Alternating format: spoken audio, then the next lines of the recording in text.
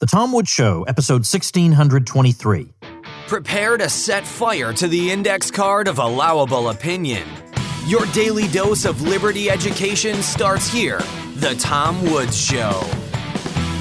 Folks, if you're considering homeschooling, you know I recommend the self-taught Ron Paul curriculum, for which I created 400 videos. It's an excellent education in all the standard subjects, plus personal finance for teens, how to be an effective public speaker, how to run a home business, the kinds of things nobody teaches, but they darn well should. Not to mention, it's self-taught, so you get your sanity back as a parent. Make sure you join at my special link, because only there do you get my $160 worth of free bonuses you can't get anywhere else.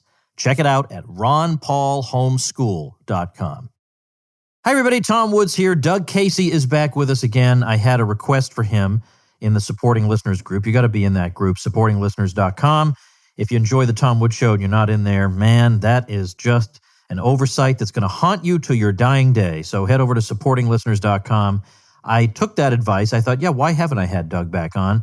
Doug, of course, is a famed investor, to put it mildly. His book, Crisis Investing, spent 29 weeks at the #1 spot on the New York Times bestseller list. He's written many other books since then. He's also the founder of Casey Research, where you can find more analysis by Doug and his team of what the heck is going on in the world and what you should do to protect yourself and get ahead. Doug, welcome back.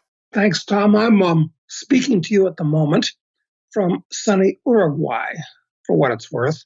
For what it's worth, indeed. Well, technology brings us together. Now, I know that because I've read so many interviews you've given, I've read a lot of your stuff over the years, that I can talk to you about just about anything. And yet, for some reason, I just think you're the world is going to hell in a handbasket guy. When something like this virus is going around, I think, I wonder what's going through Doug Casey's head about this. So I have some specific questions, but maybe... Let's see, we're recording this on, let's see what the date is, March 30th, 2020, and it'll be released March 31st, 2020. So can you tell me just what are your overall impressions of what's happening in the world right now, as of today? Well, perhaps we're reaching the grand climax of a downhill run that Western civilization's been on since the start of World War I.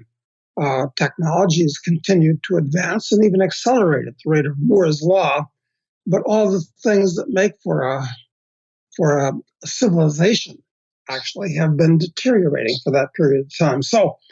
But this isn't a discussion we're going to have about long-term historical trends. Let me put it this way, Tom. The financial crisis that started in 2008, view it as entering the leading edge of a gigantic hurricane. And we went through that leading edge, and you'll recall it was quite scary and unpleasant in 2008 and 9 and 10. And we've been in the eye of the storm since then. Big hurricane, big eye. But now we're entering the trailing edge of the storm, and it's going to be much longer lasting and much worse and much different than what we had back in 2008 and 9 and 10. I'm sorry that this is all going to be blamed on the current coronavirus hysteria, however, because that's just the accidental pin that broke the bubble. But I'm sure that this economic disaster that we're facing, financial disaster, economic disaster, political disaster, that's still on the cards, is going to be blamed on this random disease as opposed to the fundamentals, which are really causing it. But okay, let me jump in though there, because somebody could legitimately say this is not some small matter. I mean, they're shutting down huge parts of the economy. They're arbitrarily deciding what's essential, what's non-essential. And just while you and I have been talking, I just got a text from a friend of mine who has an extremely successful business. I mean, just making money hand over fist. And he says, I had to lay off 27 people last week, gave a 30% pay cut to my remaining staff, more layoffs ahead. It's been painful. He wasn't going to do that if it hadn't been for what's going on. Right. What I'm saying is this, that over the last generation, we've had lots of virus scares. We had swine flu, we had bird flu, and there were several others, okay? So a few hundred or a few thousand people die. Unfortunate, but that's the nature of life on this planet. I think it's wiser to go back to the last major pandemic, or perhaps the first major pandemic in the modern world, which was the Spanish flu of 1918 and 1919. Now, adjusted for population, about 600,000 Americans died due to that. In today's terms, larger population, it would take about 1.8 million people to die. But still, as much of a disaster as it was, they didn't close down the economy. And there was a recession because it was the end of the war. There were all kinds of distortions due to the war that had to be unwound, and life went on. And that's what should happen now, because we're not in a chaotic post-war environment now. So this is actually quite insane. This is hysteria that's going on. My understanding is that the coronavirus, and of course, everybody's got an opinion on this based on almost nothing, but even people that are epidemiologists and virologists, people that know about this type of thing, it's hard to get really straight answers. It appears that this virus is only dangerous to direct contact of people that are well over 60 or 70 or 80 and are in bad health anyway. That's who's dying. That's who's dying in Italy, for instance. It's just old people that are on death's door anyway. So this is my view is it's a gigantic hysteria. This is the biggest hysteria, Tom, since the witch hysteria of the 17th century. Nothing comparable to it. Well, I don't want to make the episode entirely about the virus itself. I've been talking about that and writing about that, trying to get to the bottom of it. As you say, it's hard to really figure out what's going on. And then meanwhile, there are so many different examples of places where, I mean, look, how do you account for the fact that it's so much deadlier in Italy than it is in Germany? I mean, either the Italians and the Germans are, they're different, but they're not that different. And it seems to me either they're recording the deaths differently in terms of what qualifies as a death from the virus. Something is screwy here. I mean, that the death rate would be so dramatically different. And then you have cases like Sweden, which despite overwhelming international pressure to shut down and do this and that, lock the country down like they've done in Denmark and Norway, they refuse to do it. They've taken some precautions, but they refuse to do it. They're having what seem to be comparable results. It's way too early to say, but they haven't done these things. And I personally think that the reason there's so much pressure being placed on them is that the so-called public health people locking all these countries down, they don't want there to be a control group that we can compare. They want it just to be, we shut everything down and that's what saved you, stupid rubes. That's my view of it. A very reasonable possibility, because it's all over the landscape as far as what these stupid governments are doing. Like in Nicaragua, a backward third world country, they're purposefully not doing anything at all. But there's no huge outbreak. Japan, Korea, China itself, we don't really know. All we really know is what we hear in the news. And of course, I don't believe anything that I hear on the news. So I'll go back to what I said. This is the virus itself, serious, not very, or not serious. That's not important. These things come and go. What's important are the second and third generation effects from it, the knock-on effects. People closing down their businesses, that's bad enough and kind of stupid, I think, that we should react the way we did during the Spanish flu thing 100 years ago. But much more important is what these governments are doing. They're passing new laws and new regulations, and they're going to put in new agencies, God knows what, that'll cause permanent distortions in the economy, and they won't go away after the virus goes away. And it will go away. That's the nature of these things. I want to talk about money and investing, though, with you, because I want to know, at a time like this, I want to know how Doug Casey thinks differently from other people. Like, what are you looking at? What kinds of questions are you asking? What are you curious about? What do you want to pursue? Okay, well, let's look at the markets because we don't want to lose the capital that we've accumulated. So, stock market, it's been in a bubble for the last 5 or 6 or 7 years with artificially inflated earnings because corporations have been buying back trillions and trillions of dollars worth of their stock, hyping it higher. I guess so. Executives who are overpaid to start with can exercise their options. Uh, I wouldn't buy the stock market. Not to say that it won't have a really good dead cat bounce with this new wave of trillions of dollars that all these governments, including the Trumpites, are printing up. A lot of that's going to go right into the financial market. So I think the stock market likely has a long way to fall in real terms, but it'll probably have a good bounce in here.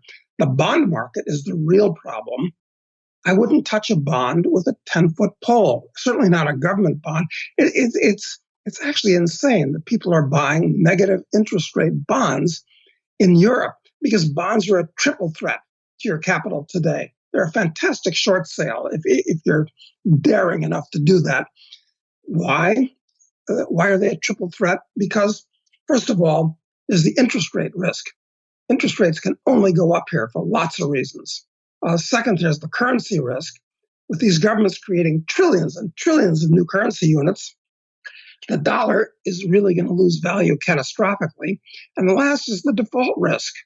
All these governments are bankrupt. The banks are bankrupt. So, yeah, these bonds could all be defaulted on even before they're inflated out of existence. So the only cheap place to be, to answer your question, is the only thing cheap in the world today are commodities, which are another risk set. But basically, I've been buying gold for many years. I've been buying it every month. Gold is where you should be. And if you want to speculate, I think a fantastically good speculation now, cyclically, are gold stocks. Crappy industry, horrible, horrible business. But now these companies are coining money and fund managers are going to pile into them. So I think we're looking at a gold bull market while the rest of this is what happened during the 1930s, which was deflationary. Anyway, I'm sorry to wrap on like this, Tom. But Well, I guess what I want to know is how you'd answer people who say, I've been down this gold is going to do great road before. I've heard this many times before. Then I buy gold and nothing happens. yeah, well, that's great. Look, I've been buying gold since 1971. So the fact that it was $35 then and like $16.50 or $1600, whatever it is this morning, it's been okay. Sometimes it's a great speculative vehicle, but it's for savings, it's for prudence, it's for insurance.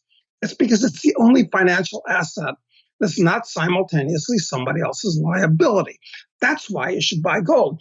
And the person that said that to you is probably the same kind of person that always buys stuff at the top because they hear it in the news.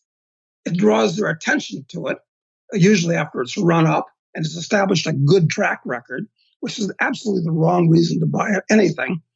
They buy at the top and it goes down and they're unhappy. So I'm not surprised. I think, by the way, some people bought Bitcoin because it was in the news, because it seemed like it. Remember, I don't know if it was like a year and a half ago, it just seemed to be rising and rising and rising. Yeah. And it seemed like it was inexorable, that it would continue. And so people got into it who had never, 3 days ago, they had no idea what Bitcoin even was. And then suddenly they're buying it. Yeah, you're absolutely right. That bubble peaked in early January of 2018, actually. I was a late adopter to Bitcoin. I couldn't figure it out. And then I realized it's a transfer mechanism. That's the value, real value of Bitcoin. It allows you to transfer money across borders without using banks, without using currencies. Most people don't realize that 75% of the people on this planet live in countries that have basically worthless currencies, block currencies like pulas and kwaches and dirhams, things that are worthless outside their own country. So, Bitcoin is going to continue growing because it is a currency that is not in the state system. So I got into it late. I did sell at the top. I'm better at selling at the top than anything else, I guess. But I think it's okay to own. I'd buy Bitcoin because these currencies are going to be destroyed. These governments are going to destroy all the world's currencies. And we can talk about why that is. But listen, I couldn't be more gloomy about what's going to happen to the economy, Tom. Really. It's very, very serious what's going on, having nothing to do with the coronavirus itself. That's just an accidental pin. I want to get your thoughts on a couple things because I've just read articles by you about them. And it has to do with something you just said about people very often buy things at the top because they didn't know about the things until they got to the top. Then they find out about them in the paper. They decide they want to put their money in it. And then it turns out that's not the best time. How do people spot tops and bottoms, just in the market in general? Well, you've got to look at these Graham-Dodd indicators, book value and price earnings ratios and dividend yields, things of this nature. That's critically important. But to answer your question directly, it's all a matter of psychology. And listen, Warren Buffett, who is an idiot savant, I mean, he's a total genius when it comes to money and investing, but everything else he says is garbage as far as I'm concerned. But what he says is quite correct. You have to be brave when others are fearful and fearful when others are brave. Okay, now, people were excessively brave just 2 months ago. They thought that the bubble economy was going to double again. Well, it broke, and I don't think it's going to be reinflated. So they're fearful now. But they still think, I'm in the newsletter business, okay? So I see what people are buying and what kind of advice they like. And people are still way too bullish. They're still looking for stocks to buy. They expect this is going to blow over. I don't think it will. I hope I'm dead wrong, Tom. Listen, if you're in the investment markets, you got to get used to being dead wrong a lot. I just try not to be too wrong for too long. But this is really, really serious. The public is still too bullish. I think this is going to go on for years. Got to remember, when the bubble, the famous bubble in 1929 broke, not nearly as serious a bubble as this one, not nearly. It was 4 years before the market reached its bottom in 1933. So this is going to be similar, I think. A lot of times when I talk to you, the subject turns to parts of the world where there are opportunities. And you have been sometimes recommending parts of the world that are, shall we say, rather out of the way, that would not be people's first choice to live in. And I wonder, since we've spoken last, the extent to which that's changed, or are there parts of the world that you're still relatively bullish on compared to other parts? Yeah. Well, listen, for years, I've been suggesting to people that if they're young, they should go to Africa. If I was 30 and wanted to make some money, I would definitely go to Africa, even today. And people say, that is insane. So, yeah, you're right. I like to, perhaps it's my basic psychological makeup. I'm a bit of an adventurer and a freebooter down deep. But yeah, in fact, right now I'm talking to you from a farm I own in Uruguay. I'm here, not far from the beach, incidentally, but I'm in the middle of 1,000 acres, surrounded by horses and cows and things like that. I wouldn't even know that this hysteria is going on in the rest of the world unless I read about it on the internet. Well, where should you go? Look, the U.S. is on a real slippery slope. The politicians in the U.S. are using this crisis. They're not going to let it go to waste, to quote that moron from Chicago, Rahm Emanuel, the guy that was Obama's butter boy until he became the mayor there. They're not going to let it go to waste. Then the new laws that they pass aren't going to be undone. So I think I feel pretty good right now about being in a quiet, backward, peaceful little country in the middle of nowhere, as opposed to in the U.S., where I might be perceived as being an enemy of the state. So, yeah, I still look around the world for things. But unfortunately, the whole world has been going in the wrong direction. Democracy is the real virus that seems to have infected the world, where The common man actually thinks that the government works for him. And they idealize these worthless politicians who, what do they do all day when they're in Congress or Parliament? They pass more laws. And the more laws they pass, they got to pass more taxes to enforce the laws. And so the trend in the world for the last 100 years has been negative in all ways except for technology and science. So, but you've got to be diversified politically. You've got to be diversified geographically. Must. It's critical because your main threat to your investments is not the markets, as dangerous as they are. It's your government that's your main threat. So you've got to be able to be diversified that way. Well, leads to another question I've been getting, which is sometimes I'll hear Peter Schiff or even more so you say that the United States maybe, as you say, if you're an ambitious young person, might not be the place for you. Maybe it's Africa, maybe it's someplace else for various reasons. But then the question that arises is, whatever it is the U.S. is doing wrong in terms of government policy, as you're indicating now, the whole world's going down the wrong path. Why isn't the United States the healthiest horse in the glue factory, at least? Well, I think it is, actually. For instance, in the case of Africa, if foreign aid and foreign investment were withdrawn from that continent, there's a good chance, and I've been all over Africa, I'm reasonably familiar with it, I think the place could slide back into the Stone Age for all kinds of reasons that I can name. The reason that I suggest oddball places like that is that you personally don't want to be on a level playing field. You want to be on an unlevel playing field where you have the high ground. And that's why you go to backward places like that. So that's my argument in a nutshell for it. And sure, the standard of living in the U.S. is much better, and everything's better in the U.S. right now. But, within the context of what I said, I like to be in backward places. Well, let me ask you this. What are you doing differently today as compared to 3 months ago? Anything? What am I doing differently? Like, are you looking at the world and saying people are panic selling X, Y, and Z, and I know that there are buying opportunities here? Oh, well, yes, of course. But my view, unless you're a trader, and I'm not a trader, and I don't think most people should try to be traders, what we're looking at is a situation where if you buy now, I think you're trying to catch a falling safe. Not a good idea. It's better for it to wait until it smashes open on the sidewalk, and then you can pick and choose of what was in the safe. Don't try to catch it on the way down. And that's what we are now. The markets have only been going down now for a month or 6 weeks. This is way too early, considering how serious the financial and economic and soon political and social consequences of this hysteria are going to be.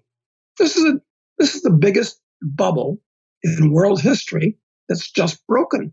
And they're not going to be able to reinflate it by creating trillions of worthless new currency units. Do you think there are particular sectors that obviously some sectors will weather it better than others, but do you have a sense of what those might be? Well, as I said earlier, the only thing that's really, really cheap in the world right now are commodities. I don't think there's a single commodity. Well, I'm sure there is. I can't think of it right now, where the producers are making money. Farmers are losing money at current prices. Cattle, hogs, people that are making these things are all losing money everywhere in the world. Copper miners can't make money at current prices. The only commodity that is where the producers can make money is gold, because people are piling into gold on a retail level.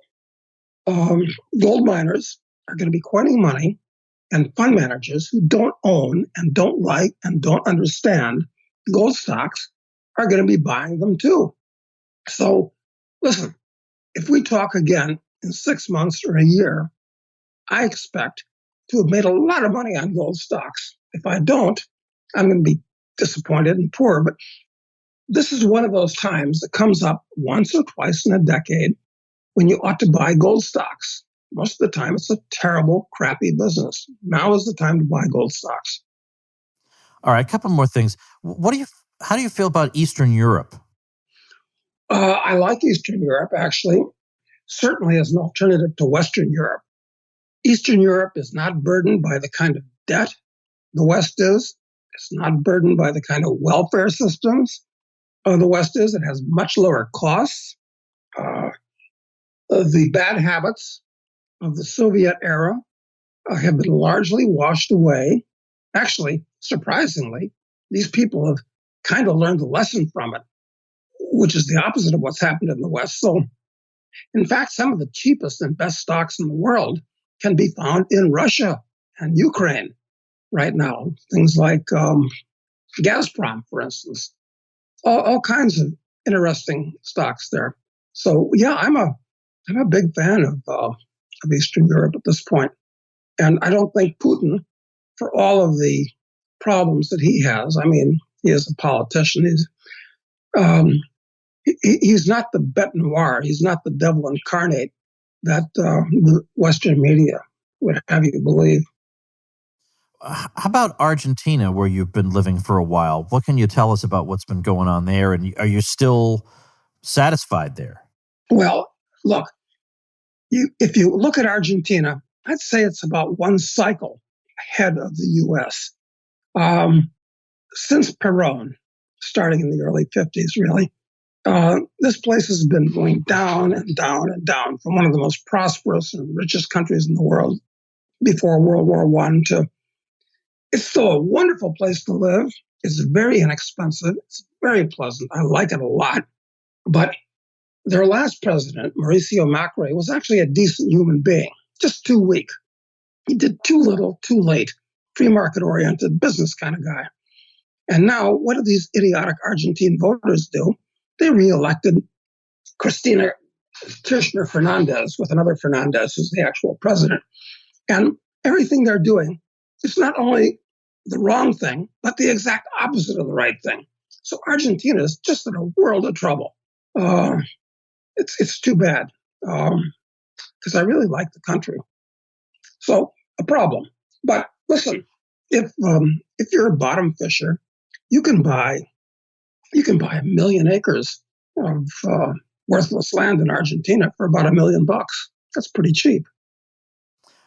Looking back on your book, Crisis Investing, all the way back in 1979, if you had to do that again, if you were to update that, is there anything you'd change about it? No, that book was absolutely, if you don't mind my blowing my own horn, it was spot on.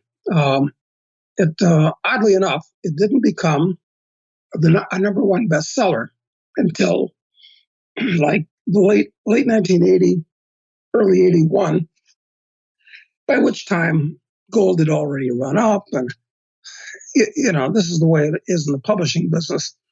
Actually, as a book, I like my strategic investing and crisis investing for the 90s even more. But no, I think I was pretty well right in that book. I'll have to read it over again. And now in a new unit of time, I can be objective about it. But I'm pretty happy with it still. And I'm still happy with my first book, The International Man, which was a guidebook to making the most of your personal freedom and financial opportunity around the world. I wrote that book in 1977. That seems like the dark ages now. It was so long ago. I'm just your whole, I don't know, your whole approach to the world, your personality. There's nobody quite like Doug Casey, and I guess I want to know. I don't go for these minds. People sell mindset courses. Like $497, you'll have a better mindset. And I think if I had to pay $497 to improve my mindset, I would feel pretty bad about my mindset. But you clearly look at the world differently. There's something about you and the kinds of risks you're willing to take. What do you think is the fundamental difference between Doug Casey and the guy on the street? Well, look, I think the situation is hopeless on the one hand, but on the other hand, it's not really serious. Most of the time that I mean, I read the paper and this type of thing. I have to in the financial business. But most of my time, I listen to lectures and I take courses on science. I just finished one on astrophysics, for instance. And I'm doing one now on organic chemistry. And this is the kind of stuff that's important and really interests me. Uh, I'm trying to put things in cosmic perspective. The fact that, do you know that science, and of course, for all I know, for all anybody knows, since I'm a solipsist, Tom, I think that most of reality, for all I know, for all any of us know, we could be living in the matrix. It could be a creation of our own minds. So the universe is supposed to be about 13.5 billion years old. Okay, seems pretty old. But in another 2 billion years, the Earth is going to have been subsumed by the sun, and it's all over in this solar system. But the universe itself is going to go on for trillions of trillions, not trillions and trillions, but trillions of trillions years more. So we're actually just at the beginning of the universe. But then again, maybe there are thousands or an infinite number of other universes.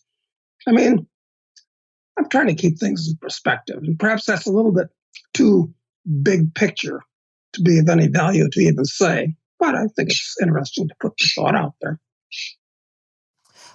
How do people follow you? I mean, I know internationalman.com is a prime source of Doug Casey material. Is that where they should go?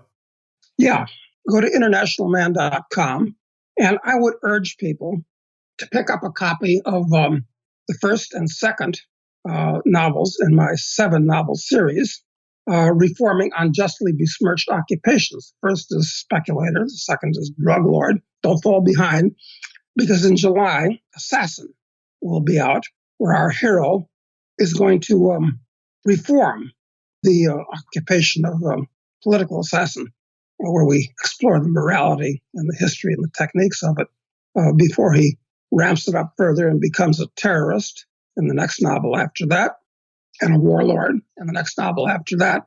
And then it gets really, really weird, where I show that a terrorist and a warlord can be good things too.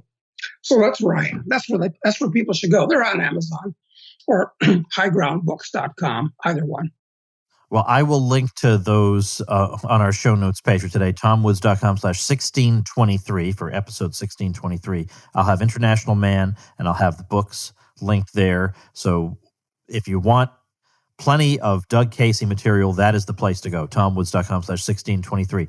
Well, I'm glad to hear from you. Glad you're hanging in there, doing well, and sharing some wisdom with the folks out here. We appreciate it very much, Doug. Thanks.